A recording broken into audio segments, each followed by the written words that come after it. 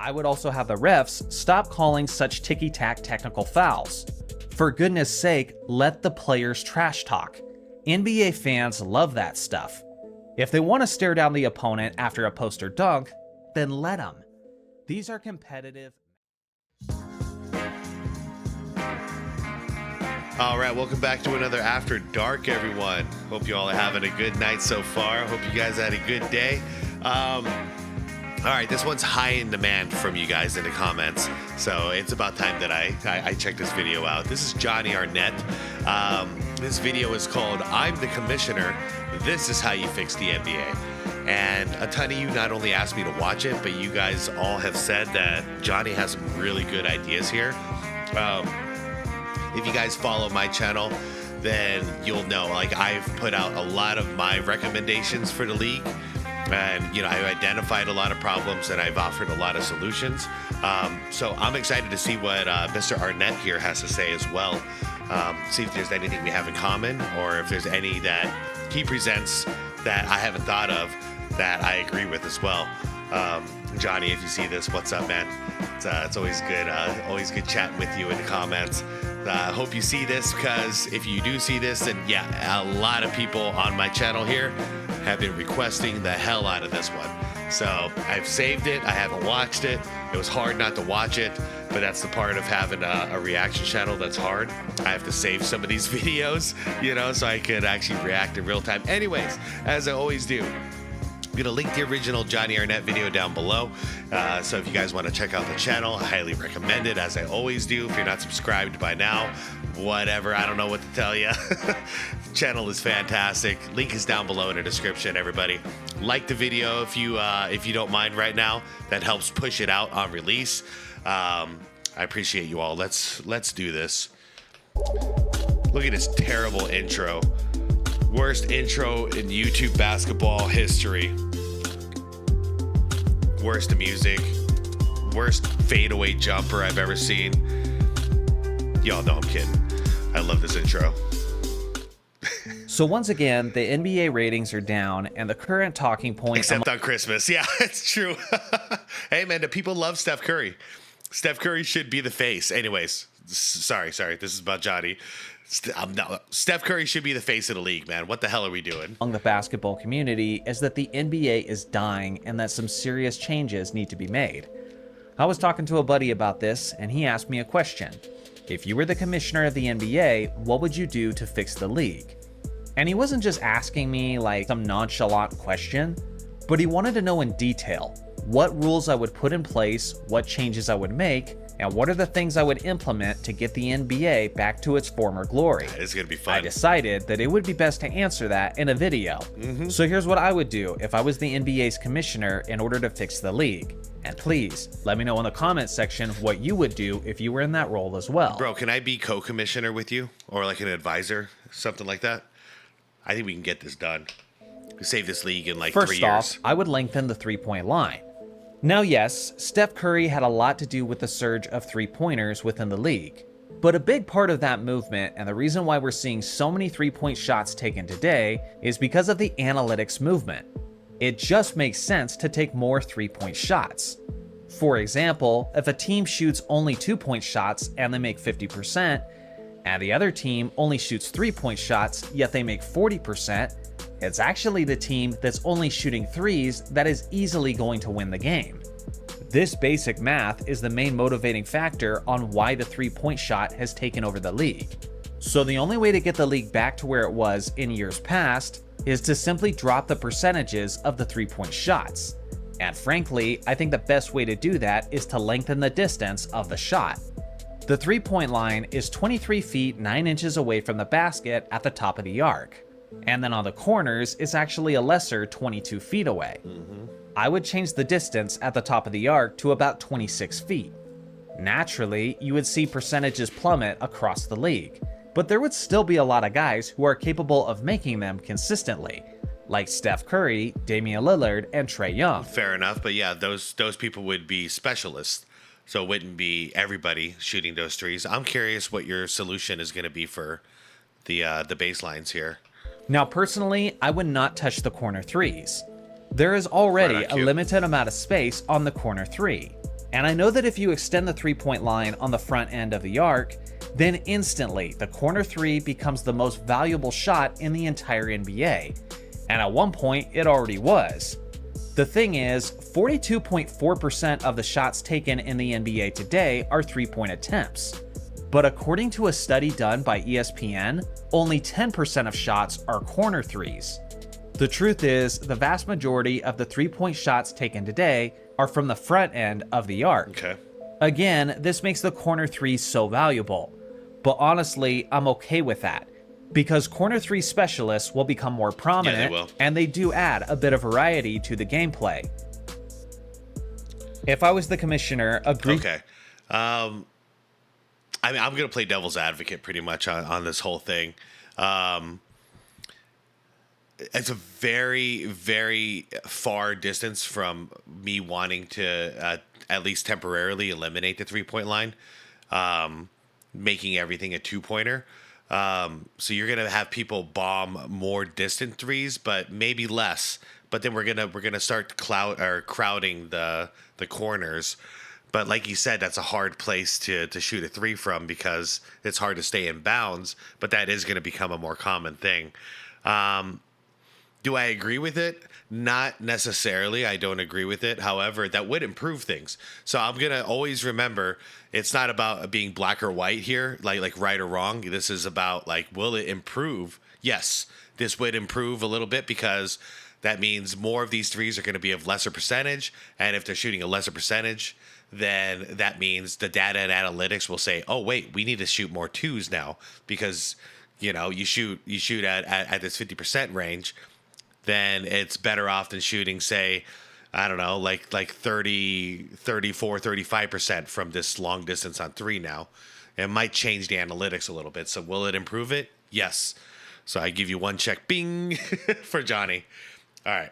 It just flops not only get a technical foul, but it gets a technical free throw for the opposing teams. Yeah. In a way, this rule has already been established in the NBA. Don't they do this, the punishment, more so upon a review later on, though? Maybe you answer that. It's so rarely enforced that it's had very little effect on the player's approach. Yeah. In the NBA rulebook, it also states that a flopping technical foul is considered a non-unsportsmanlike technical foul. Non-unsportsmanlike. Isn't it Jesus. Non-unsportsmanlike. No, it's an unsportsmanlike technical foul. It should be, at least. It is unsportsmanlike to flop and fake and cheat in order to get a call. That's so weird, man. A non-unsportsmanlike technical foul. I see where you're going with this, Johnny, and I'm probably going to agree. Meaning it will not contribute to a player's ejection. Yeah, it should. And for me, that's just such a weak approach. I agree. If we're confident that the player flopped and what he did was an action that hurt the product, then why wouldn't you penalize him with stronger consequences? Yep. If referees are not enforcing this, then we'll get new ones who will. It's one thing to punish or fine players for flopping, but it's another thing entirely if their stupid fake acting results in points for the opposing team. Absolutely. That will piss off their head coaches and their team leaders. Yeah, because, okay, yeah, you're dead on this one. I'm going to agree with you 100%. Because if the flop was successful, then that leads to free throws, more than likely, right? For or a loss of possession, or whatever the case may be, depending on if you're flopping on offense or you're flopping on defense. Either way, you're either gaining points or costing the opposition points, right? If that's a successful flop.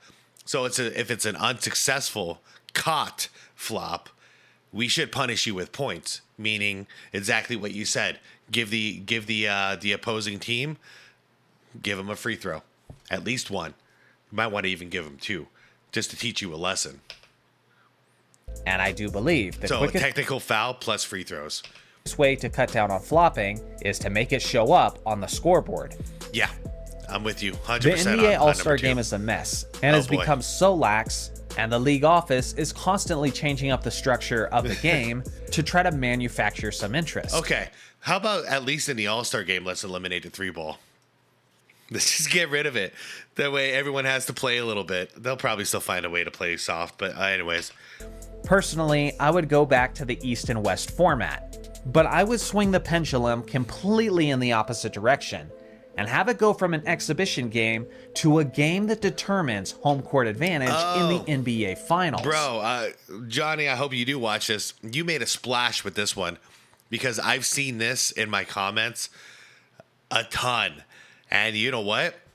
I've been agreeing with everyone thinking that they came up with this, but it looks like you're the origin of this. Whoever wins the All-Star game, East or West, you get the home court advantage in the NBA Finals. Now you got something to play for.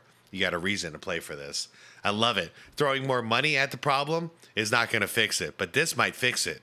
At least it'll help. And now I know the source. You all are caught. You all are caught in 4K, everybody. It came from Johnny. Is it going to the West or is it going to the East? Yep. Now, some may say that this is too dramatic, but I don't care. The players earned this by not trying harder and not putting an entertaining product in front of the fans. Then now, we're going in the complete opposite direction, and you know for a fact that that would create interest in the All-Star game. Yeah. Now, some might point out that certain All-Stars would care more about this than others. For example, NBA star players like Jason Tatum and Jaylen Brown would care a lot about getting home court advantage, Absolutely. seeing that the Boston Celtics are likely to make it to the NBA Finals. Teams like the Mavericks, the Bucks, and the OKC Thunder are all going to care about that a lot as well. But NBA All-Stars, who are not on contending teams, are probably not going to be as invested.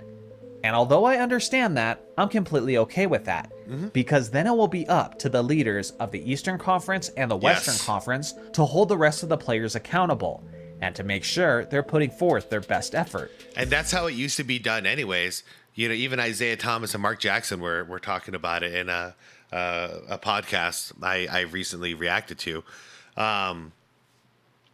What they say, yeah, it was up to the leaders, the Magic Johnson, the Larry Bird, the Michael Jordan, where they would all have a quick conversation, agree to the terms, like, yeah, we're gonna go out and hoop, like we're gonna play hard, all right. So as long as the leaders are setting the tone, everybody else falls in line. You know what I mean? Because if you don't fall in line, you're about to get embarrassed out there, and then ego and pride steps in. So then even the players like you showed, like Trey and whatnot, who aren't necessarily expecting to go to the NBA Finals, well, they don't want to get embarrassed on the court either now because their opposition is tearing them up. So now they have to rise up a level and match that intensity. And then we have like the old intensity of the All-Star games we knew and loved. But it always started like that, even in the 90s and the early 2000s. You needed a guy like Larry Bird or a Magic Johnson or an Isaiah Thomas and then a Michael Jordan to go in there and be like, I'm going to embarrass you all if you don't step it up. And then Kobe Bryant took that mantle in the 2000s where he's like, yeah, we see all that footage of him. Not only what he did against Jordan, refusing to lose, but what he would do D'ing up on LeBron James. Like, he was out there to win. So we need people to set a tone. And this way we'd have everybody who's a star on a team that they think is a possible contender for the championship this year, which would be quite a few teams. They're stepping up and setting the tone, and everyone else falls in line. Johnny, this one is brilliant. And I hope this gets to the commissioner somehow, because this is a brilliant move right here. If I was the commissioner, traveling would be called as strictly as it was in the 1990s. Yep. Even the gather step would now be limited to an additional 2 steps instead of infinite steps. Right. I don't care if a player is bobbling the ball or establishing his footing. What the hell We is can't that? have guys getting away with infinite steps in those loosely interpreted situations. I would also have the refs stop calling such ticky-tack technical fouls. Agreed. For goodness sake, let the players trash talk. Yeah. NBA fans love that stuff. If they want to stare down the opponent after a post or dunk, then let them. Yep. These are competitive, masculine men in the heat of competition, so stop castrating them and let them compete with passion. 100%. 100% on that one. I mean, the only time I'm about it when it comes to calling technicals, if you're going up to a ref and threatening the ref, like you charge at a ref and you're yelling in their face, or you're making physical like you're punching the air or something while looking at a ref. You know what I mean? Like those kind of violent intentions towards a referee. Yeah, I would tee up the player. However, we're talking about trash talking two players on the court, but they're not actually like hitting each other. No shoving, none of that. Like they're yapping at each other. That's the best. This is what we tune in for. We want to see that. How could we have rivalries if everyone has to be void of emotion on the court and just be like robots and drones out there? So 100%. When it comes to technicals, man, don't call it technicals for trash talking. You should never call it technical for trash talking. We encourage that, and the only time you have to throw out some text if it goes from words to an actual physical fight. Then you got a situation, you handle it. But yeah, no, we need trash talking back so bad. Obviously, I remember the Malice of the Palace. Yeah. And I don't want to see anything like that happen ever again. So I would harshly suspend players who throw any punches or who dare to enter the stands. Absolutely. But outside of that, I mean, you do that, that's a double tech, you're out of the game, and here's a fine. There's a difference between talking and physical violence. So make it very clear. Trash talking is fine, no technical, but if you start throwing punches at each other, hey man, you guys are out, and not only you're ejected from the game, but we're gonna throw a fine your way. Compete, let them talk, and let them invest in those rivalries with their words. Load managing is a major issue. So that's one of the things that I would tackle. I would increase the minimum game requirements to win NBA awards from 65 games to 70 games. Agreed. That still lets you miss 12 games, and that's quite a bit. I would also create financial incentives for NBA players who meet the certain minimums. For example, a major financial bonus for Anthony Davis every season where he plays 75 games. I would also have fans get partial refunds for nights where their highest paid player doesn't play. I've been calling out for this one for a long time. It's like a concert. If I don't know, like I always like my first thing that pops to mind is like old Metallica, because something like this did happen in the 80s, you know. So if I bought a ticket to Metallica, went to a Metallica concert, and then James Hetfield, the singer and rhythm guitarist, was sick and he couldn't perform, guess what would happen? They'd refund my money, and then they'd reschedule another date here later on in the tour to make up for what they had just done, because that's a disappointment to the fans, right? So that's entertainment, that's music. Why is it different here in the NBA? If I'm going to a Suns game right now, well, guess who I want to see? I want to see Kevin Durant, Devin Booker, and Beal. Are three high-paid players that are stars. I want to see those guys. So if they don't show up, and oftentimes 2 out of the 3 don't show up. Like right now, Booker is out.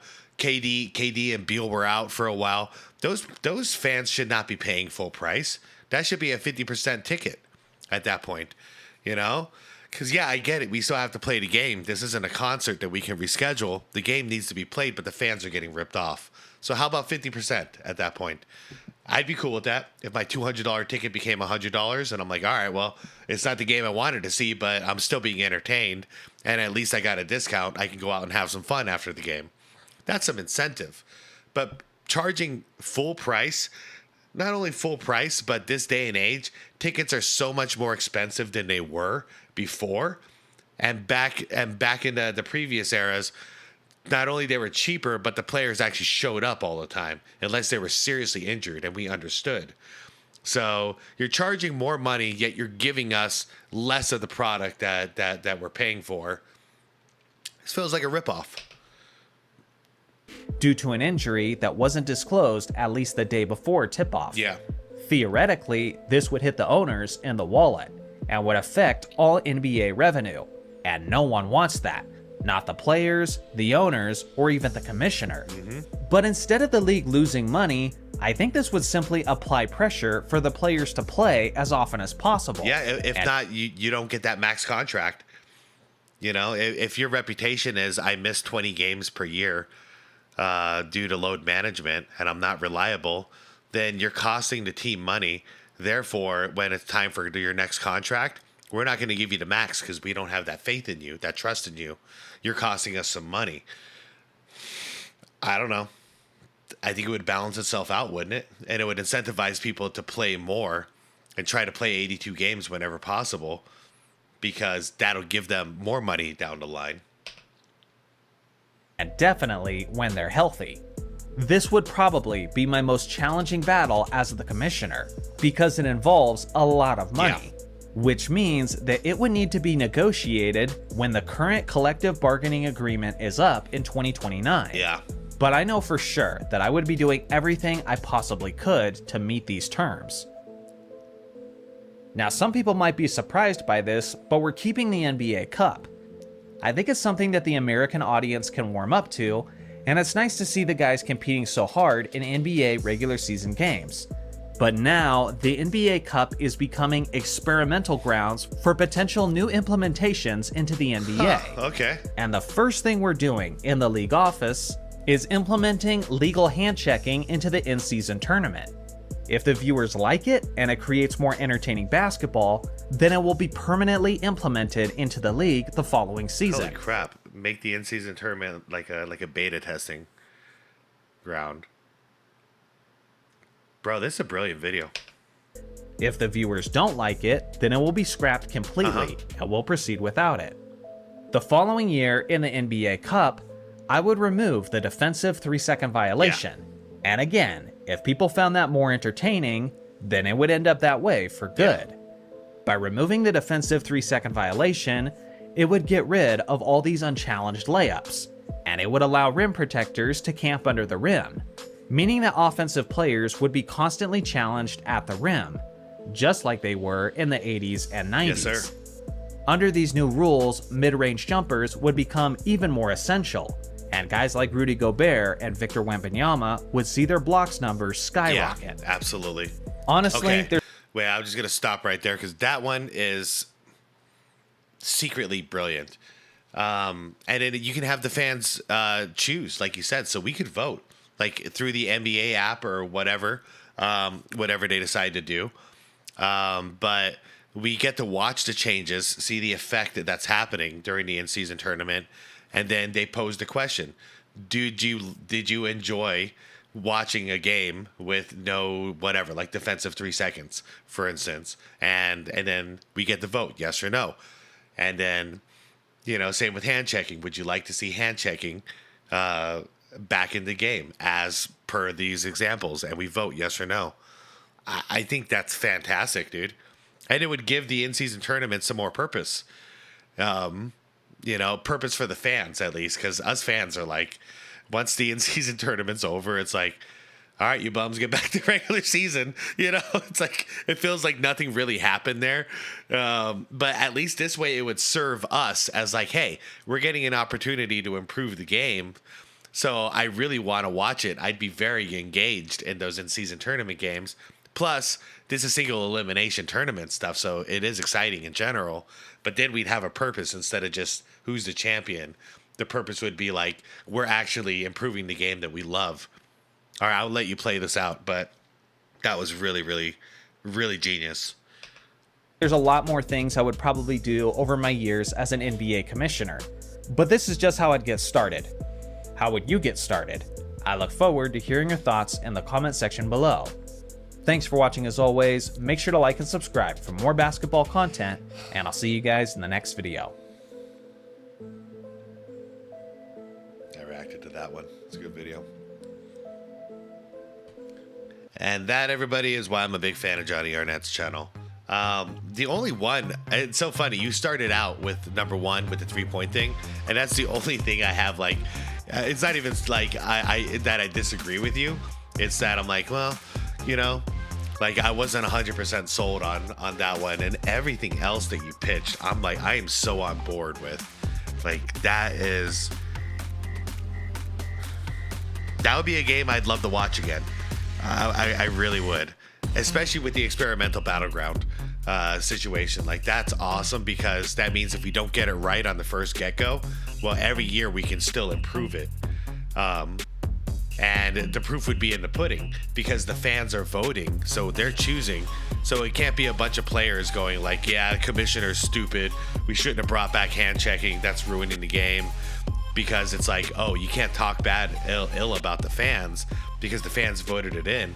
So if they were bashing the rule changes, then they'd be going against the fans, and then, you know, we'd make our voices heard. Anyways, man, fantastic video. I absolutely loved it. I'm sorry I waited so long to react to this. To my subscribers, like, thank you so much for recommending this as much as you did.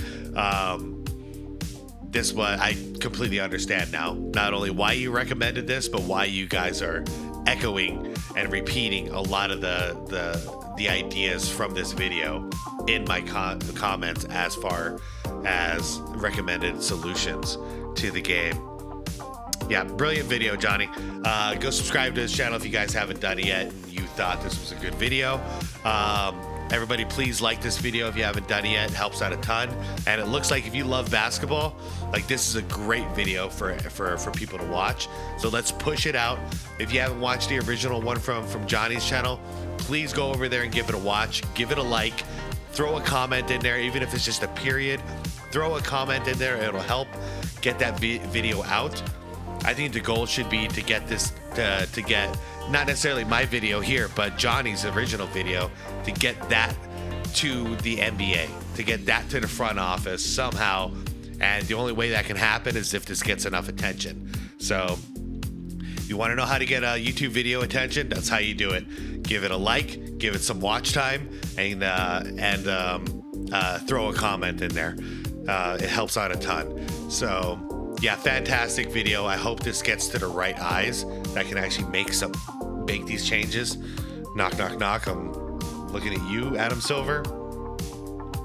And this video excited me more than anything in the NBA this year, just because this looks like this is something that can save the game that I love. The game that I've loved for 37 years now, you know? So I really want to see the game get back to a healthy place. Anyways, I'm going to stop rambling here. Great video. Thank you for the recommendations, everybody. Yeah, I hope you all have a wonderful night, a wonderful, peaceful night, everybody. Go tell your loved ones you love them, and let's just be good to the people we care about. All right, everybody, peace out. I'll see you all in the comments. Have a wonderful night.